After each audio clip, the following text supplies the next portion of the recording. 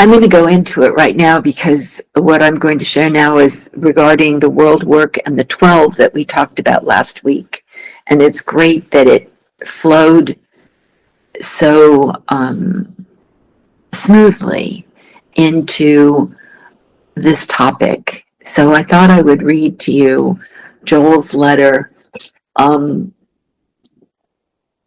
It's February 14th, 1962. So Valentine's Day.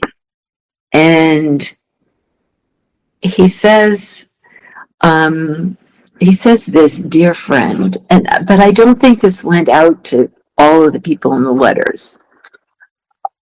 You know, I'm not sure. Oh, here we go. Sorry, excuse me. Dear friend, this letter is going to only 12 students, so that you will realize that I'm giving you something for deep consideration, for serious practice, and of course, strictly not for discussion with anyone. It is essential that this be practiced until actually demonstrated, and this you will find to be no easy matter. And if talked about, then it will become an impossible one. So these were the 12 closest people to him in 1962. And he's asking them to join him and then to keep this secret. I've told you before, they did not. In fact, I think right after somebody got this, they ran out and talked to people about it. Their ego just couldn't handle it. All right. This concerns the active practice or the healing ministry of the infinite way. I'd call to your attention the fact that the calls come to us from individuals, but these calls must not register in our thought as if from some individual, but rather they must register as a claim or a temptation or a suggestion, so that our response will never be to the person, but will be an iteration and reiteration of principles. Let us say that Bill Smith asks for help in a matter of employment, and of course we're not even aware of the fact that it was Bill Smith, because what we heard or what we read in the letter was unemployment or employment. And so our thought instantly went to the spiritual kingdom, where of course there's neither employment or unemployment. Or Mary Bones has asked us for help for a physical condition, and we were not concerned with Mary Bones, nor the nature of the claim, nor the supposed cause of the claim, nor even if any effects of it, but immediately went to the kingdom of heaven, where there is no Mary Bones at all, and there's neither disease nor health. Mr. and Mrs. Dokes have just asked us for help in a marital or family problem, and we even forgotten the name of the couple asking the help, because instantly we went to the kingdom of God, and we found no human beings there, and we found no discordant marriages, nor did we find any happy marriages, because Scripture has noted that in heaven there is neither a marriage or giving in marriage. And on the other hand, neither is there the opposite of marriage, whatever that might be. A mother has just called us and asked for help for a delinquent son or a delinquent daughter. And of course, disregarding anything and everything that may have been said to us, we immediately jump to heaven, where there are no delinquents. But on the other hand, neither are there any good children. If someone has shouted at us the word cancer or polio, please remember that these do not exist in the kingdom of heaven, nor do the opposites of these exist.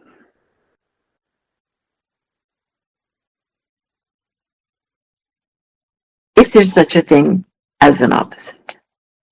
The moment the person or the claim enters your consciousness, be assured you have accepted temptation, and you're going to have a great struggle to get loose of the person and of the claim. Before you witness anything like healing, Whereas if you refuse to let the person or the claim enter, and if you go a step further and refuse to let even the healthy, wealthy person enter, you will be barring all mortality and thereby dissolving even the appearance of such, regardless of the name or nature of the appearance. Remember that as soon as you start to help a human being, you are on the same level of a human being, and now it is the blind leading the blind. This step that I'm taking you now on is one unknown on the face of this earth, and therefore to discuss it with anyone is to bring upon yourself misunderstanding, if not actual ridicule. Keep this work sacred and secret, and prove by your fruits the nature of this ministry. Greetings of peace. So he's asked these 12 people to join him in particular assignment of world work. And he's talked about world work. There are tapes about world work, which you can look up and listen to. So Joel was very, very involved with this message being something to not just heal individuals, not just do physical, medical kinds of healing. It was much bigger,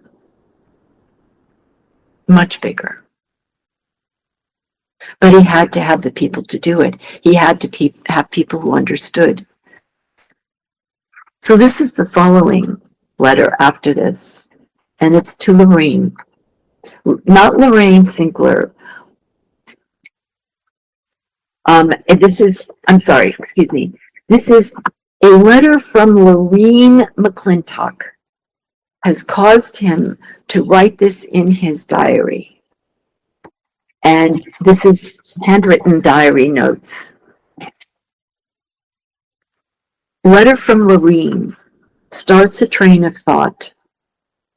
Once I thought of 3 who would be close to me in world work. Had to drop it. Later called 5 to me. One by one, it became clear it would not work. Finally, 12 out of the world, one by one, so many dropped away, it narrowed to 3 close ones, and then all had to be dispersed. There's no one to work with me. Not one is standing by me or the work. One becomes a housekeeper and mother who had been free but could not maintain freedom. That was Eileen Bowden. One, no, let us not go through the list. Each one sees the activity through the eyes of their own world, but none has been called out of the world. This is evidently a work for one, and no more, because 2 would be organization. The 12 is dispersed, and now the last 3 will look forward eagerly to the next step. January 27th, 1964. I'm living in aloneness and getting the feel of it. I see the picture as it is framed. Consciousness not yet shed of personal sense. Without purging, there can be no dedication to the invisible. The invisible must first be seen, felt, heard, and then dedication follows of itself.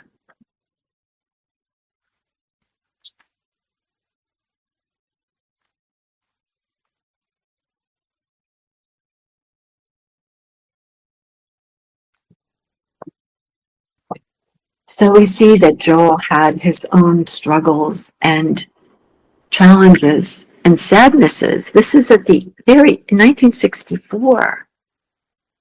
So this it's heartbreaking to read. we have our own challenges, right? And we think that we understand the message, and so our life should be so nice and easy, harmonious. And I stand before you as an example that that's not what to expect. It is, life is what it is. For whatever reasons, we have these dramas that are our experiences, and we go through them. We do what we need to do. We call upon the principles and all the things that we know to address the appearance as it comes up. But just because we're in this work doesn't mean there aren't going to be heartaches and challenges and losses and struggles.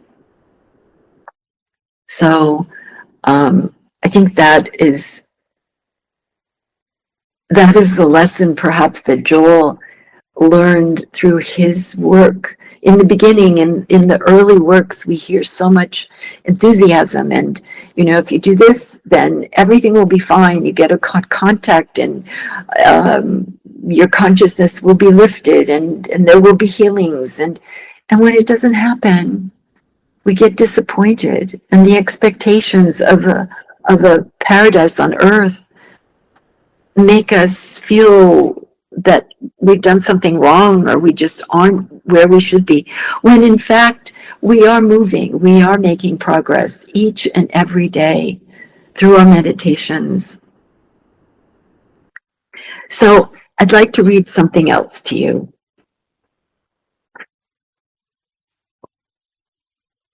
This is again from 19,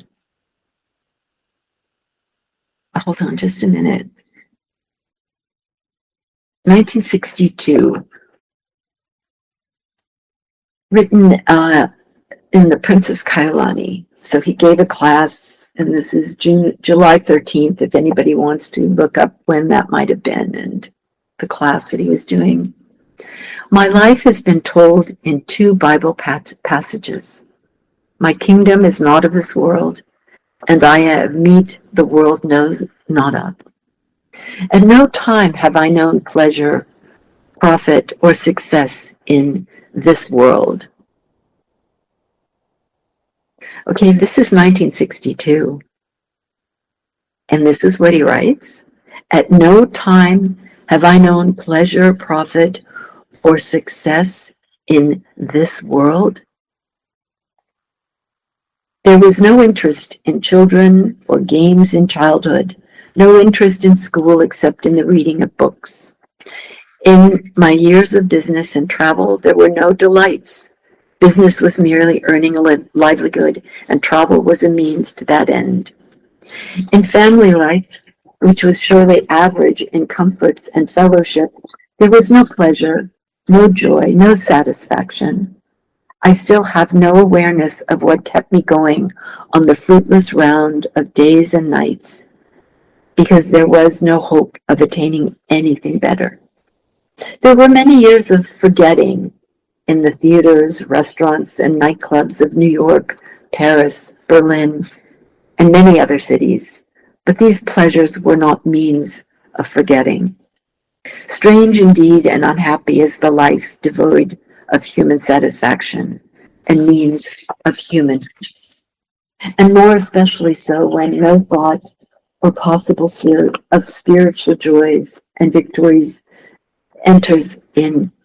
Even when I sought for spiritual knowledge, there was no hope or sense that fulfillment would come. In fact, how could I know the meaning of fulfillment? This chapter is no gloomier to read than my life was to live, although this could not have been visible to those around me. Always there was a sufficiency of the things money will buy, always lots of baubles and bangles. What must have appeared outwardly as a very mediocre life was passed with no deep drama, and certainly no light comedy, until that day. In meditation, with an acquiescence, the veil was lifted, and I entered another world, actually another state of consciousness. It seemed much like a dream world because I went through the motions of daily living without any apparent change. Yet the whole outer experience was as if walking through a dream. Many came to me seeking healing for no known reason and received it, although I knew not how or why. For 18 years, I lived between two worlds, outwardly functioning as a healer, living a normal family life, inwardly part, as apart from this world, as if I had already departed it. All these years were unhappy ones for the outer man, and probably for the family also, and inwardly a senseless life of learning, a sensationless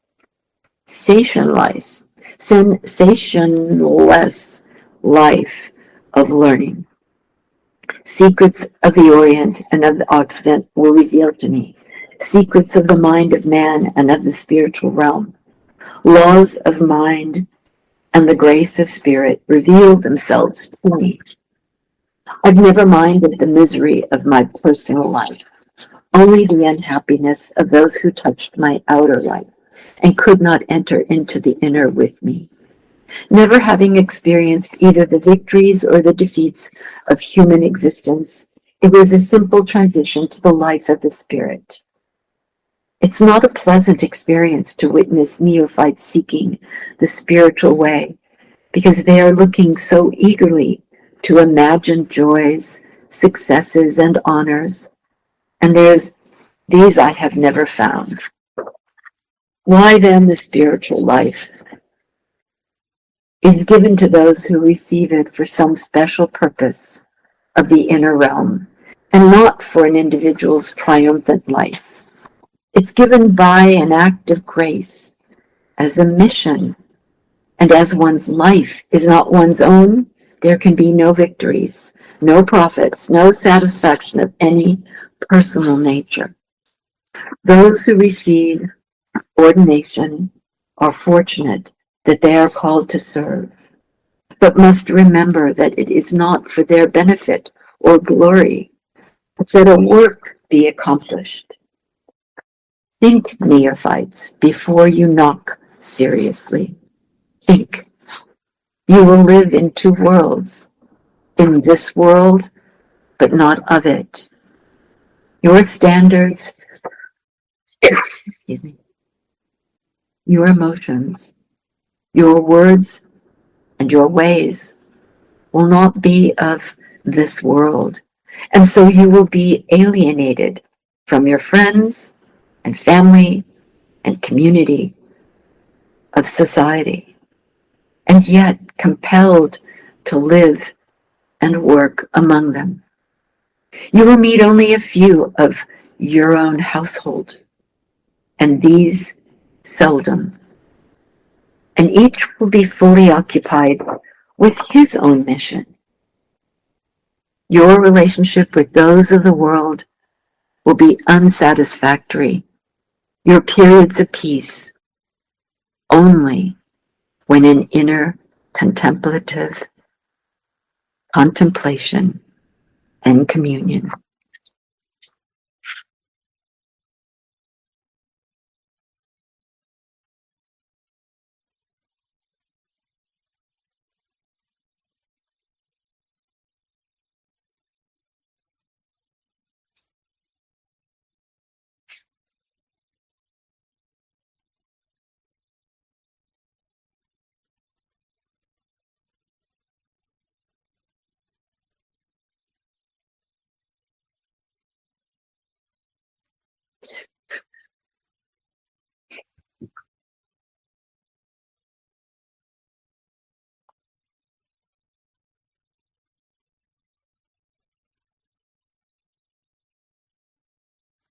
So there you have the truth of living this path.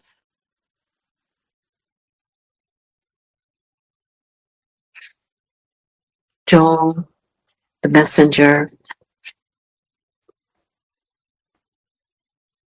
knowing all of these principles, living all of these principles, and still writing this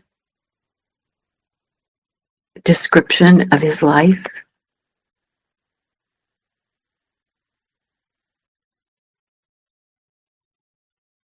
It was very clear. We imagine what it must be like to live in the Spirit. Our imagination gives us this picture, but it's far from accurate.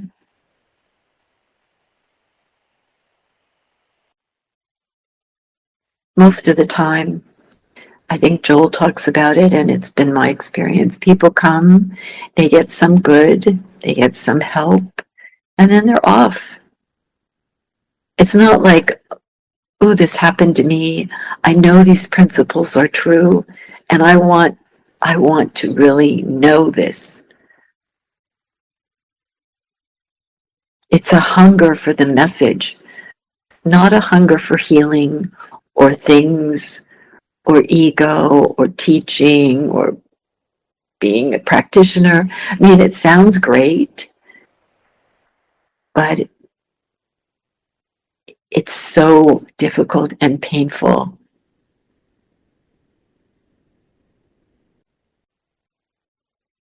And most people can't do it. It's they are drawn, they understand, and yet the world calls them. And we're not even being asked to go out and deliver this message. It's out there. We're just asked to stand firm as witnesses and living beings knowing the truths. And I don't know about you, but I've always been really curious and wanting to know, how does this world work? What makes it run? What we hear, even as a child, I ended up having a degree in political science because I liked just all of that understanding of how this world operates, geography and governments, and it was never it was never sounding correct. Like what I was being taught just didn't sink in and didn't make sense when all these supposed accidental things happened, like the depression and wars, and just out of the blue something will occur. There had to be something more. So that curiosity eventually brought me to the infinite way, which eventually taught me how this world works. I mean, I did ask for that. I asked to know how it works, and I learned how it works, and it's a pretty difficult picture. But we're here. We're here to see through the picture and to know that it's not real. And those of you who have been with me the longest know our work helps. It does work. It may take decades. People not understanding at all. Why are you doing that? Why are you involved in this? Why are you praying for that? It's so sad. It's so demented. It's so awful. Why do you bother yourself with those things? It's too hard to think about. I don't want to hear about that. I just want to hear good things, happy things. Yeah, that unfortunately the spirit isn't always giving those assignments to us. At the same time, Joel does share that the inner work, our communion, our meditations, are where we find our joy, our peace.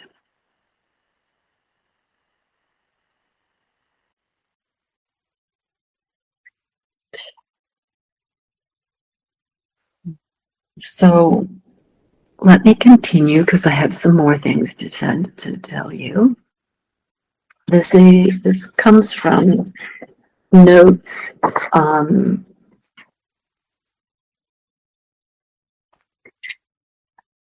Let's see. 1 second.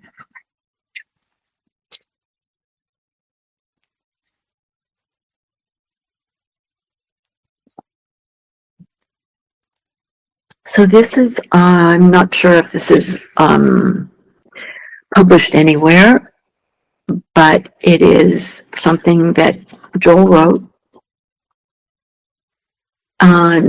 It's called Wisdoms of the Infinite Way.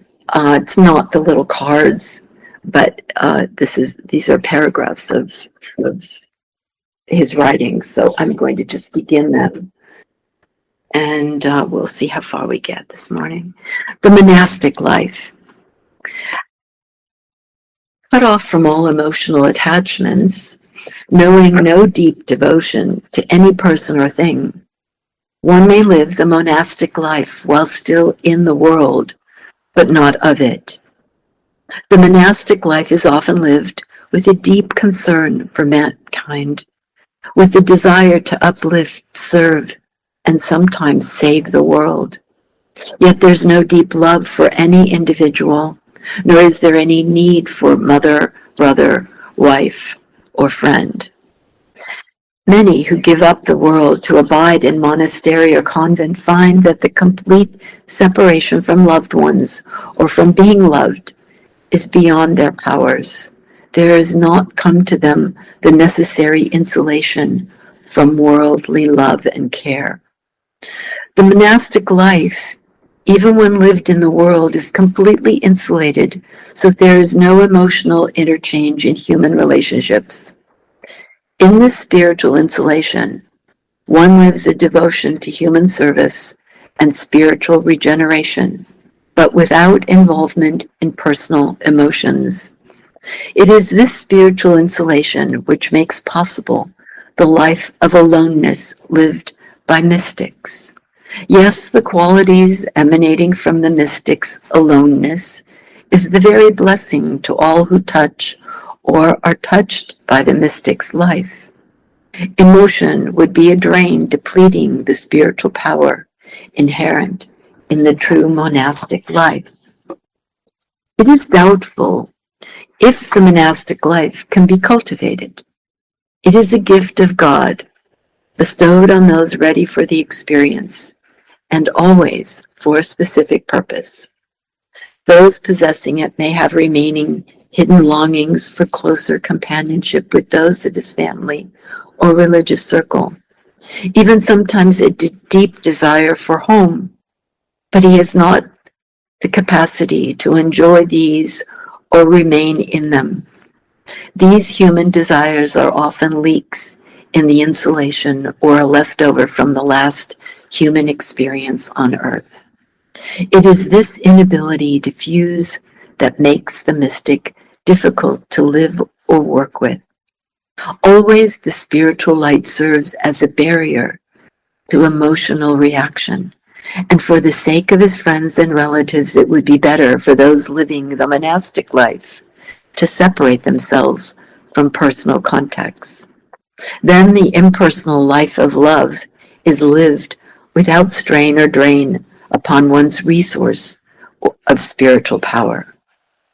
Only the emotions strain or drain the spiritual capacities, and these are absent when the monastic life is lived apart from family experience.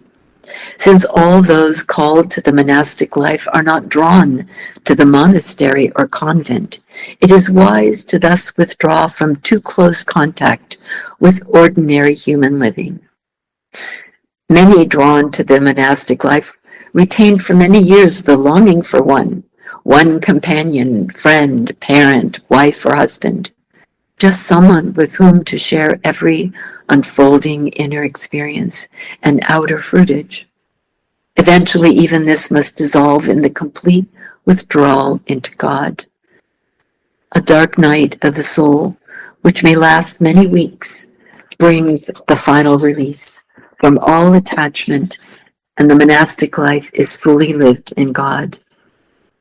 Now all human association and relationships are as impersonal, yet as warm and tender as that of God to man.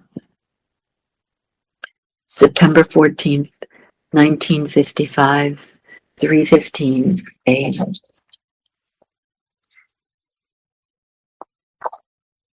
Faith.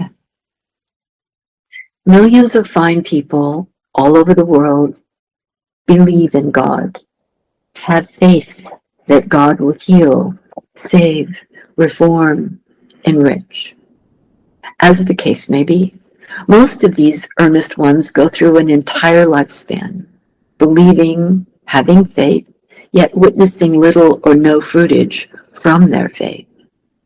Actually, it's rarely been revealed to the world that faith is not an activity of the mind, is not an act or concept of the intellect, and therefore such believing or faith is without signs following.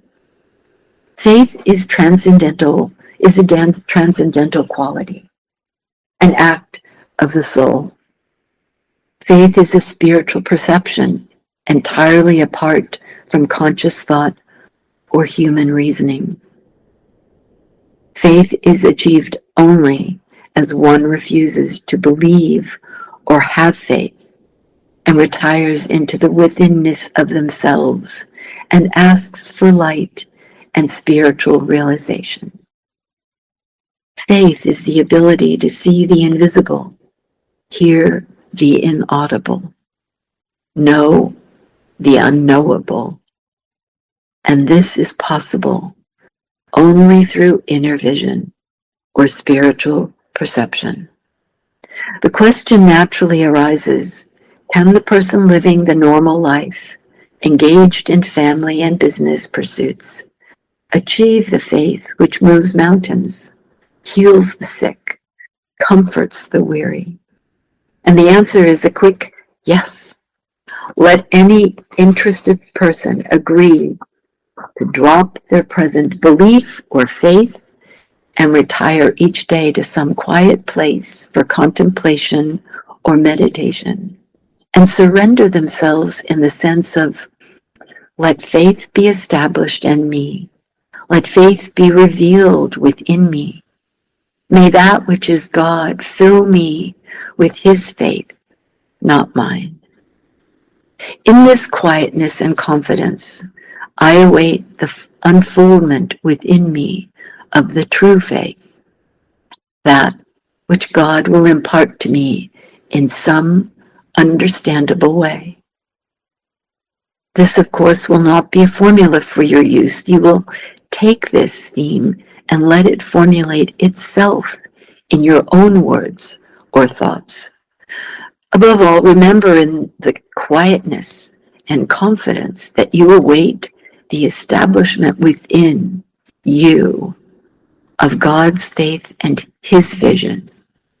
Faith is not something generated in us toward God, but a quality and an activity of God imparted by him to us. Await with confident assurance his grace. It will not require many days or weeks of inner contemplation before you literally feel faith being revealed and established within you. Never again will you ignorantly worship or blindly believe, but now you will know and understand faith, and you will witness the signs following. Along with faith will come love, a love of God which passeth understanding. Heretofore we may have given up lip service to love of God, but with the first warm glow of faith comes a love which embraces God and all its creation. Until the faith of God is established in one, faith is weak and faltering. The love of God is but a phrase. Touched by his faith, love enters the soul with its healing ministry, and the sick are healed, the hungry fed, the naked clothed, and his kingdom is established within you. You cannot have faith in God, but God can and will establish his faith in you. Only approach God in the inner stillness with confidence that it is God's will that we know his faith, his will, his love, and be receptive to him. Then will come the crowning glory, a life lived by faith, his faith in you. September 14th, 1955, 5:30 a.m., London.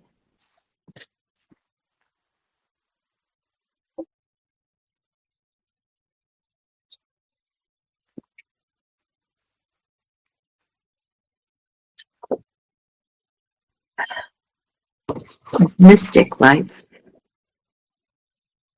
The start of the spiritual life is a state of self-deception. The spiritual path seems to promise peace, joy, freedom to oneself. It appears to offer God's grace to you and to me. We confidently believe that evils will not come nigh our door, that ills will miraculously fade, and abundant good will ever be our measure. Hopefully, we enter the way, feeling ourselves set apart from other men, free of their trials, temptations, and fears. Truly, this must be paradise in which men walk as though angels, God inspired, God protected, God sustained. And for a while, it really seems as if all this were true. We appear to flourish by our understanding. Our cup runneth over by our spirituality. In other words, we are puffed up. Here, Satan enters in the form of ourself with a desire for greater light, higher vision, more saintly bearing. Ourself would add to ourself more of God, more of good, more of grace, seeking to retire even more from the world of men, to have more of God, to commune more with him, to feel more of his presence. Our self is in the ascendancy, but must diminish, and here the long nights of struggle begin. Today feeling high in spirit as if the world were ours, tomorrow doubting and wondering, and next day plunged into abyss, convinced God has forsaken us. But why? Have we not lived a chaste life in the path? Have we not meditated and communed? Have we not sought to show what good things follow those who walk with him? Why hast thou forsaken us when we would have more of thee? Has not our very goodness, obedience, diligence earned for us more of thy good? So seeks the self to glorify itself by earning more of God. So seeks the self to satisfy itself. Always the self would draw to itself more of him, to the glory of the self. Prideful self must puff itself even in his light. The seesaw of spiritual pride and self-dejection goes on, up and down, and sometimes around until realization dawns. Up to now, we've been glorifying the self with God. Spiritual grace has made us vain with pride in our spiritual progress, our spiritual fruitage, our spiritual development and rewards. The self may not advance through spirit. The self may not be glorified or pleased with itself. The self may not adorn itself with gifts of life, but must don sackcloth and ashes until its extinction. Thus begins the pain and poverty of spiritual progress. Thus the dying daily starts within oneself. The way is straight and narrow. The dying self is not content to peacefully pass away, but must resist with every bit of remaining strength, succumbing to its inevitable fate. The self will not easily or quietly yield, and every day's delay is agony to the soul that would surrender itself to God. Only in the final black night is self extinguished, and God reveals itself. In this light, no self glorifies itself by God contact. No self shows forth the fruitage of the Spirit. No self remains.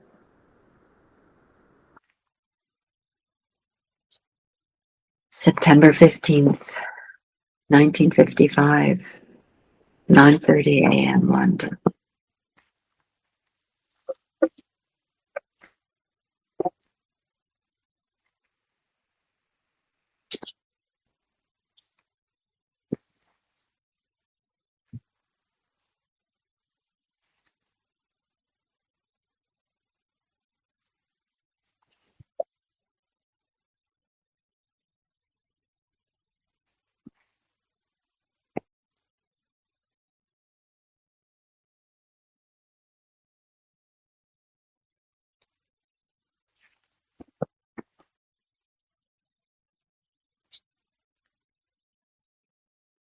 I hope that was helpful and interesting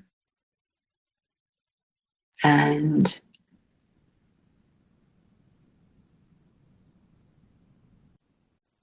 a picture into Joel's own life and struggles. I don't know that we get enough of that. And we're left without it, with a sense of all this harmony and fabulous travel, and people adoring, scores of people being healed. And yet we see his life after all of this, still sad, struggling, experiencing human challenges, family issues, heart attack.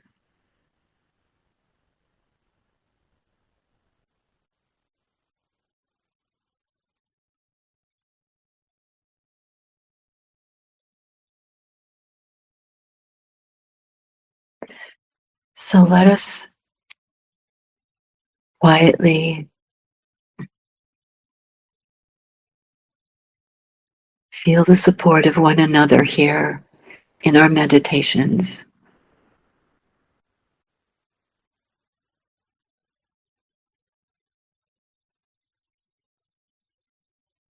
Not asking for anything.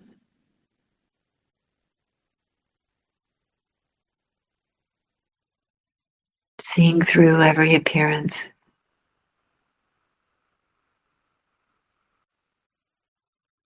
Whatever it is that's appearing doesn't exist in the spiritual realm. If it doesn't exist there, it's not real. If it's not real, you can drop it.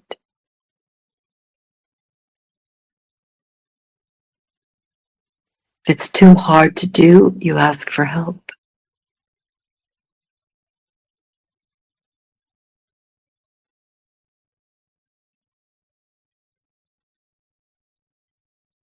I am. I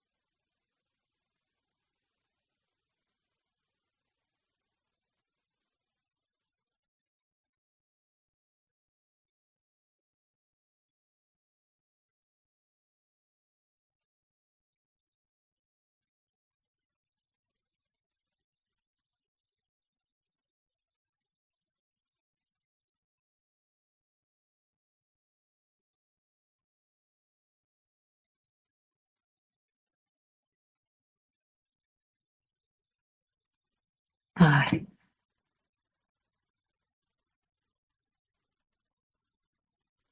am.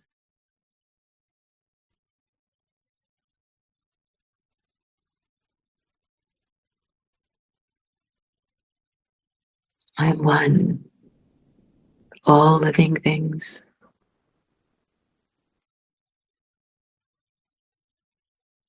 I am one with the universe, infinite,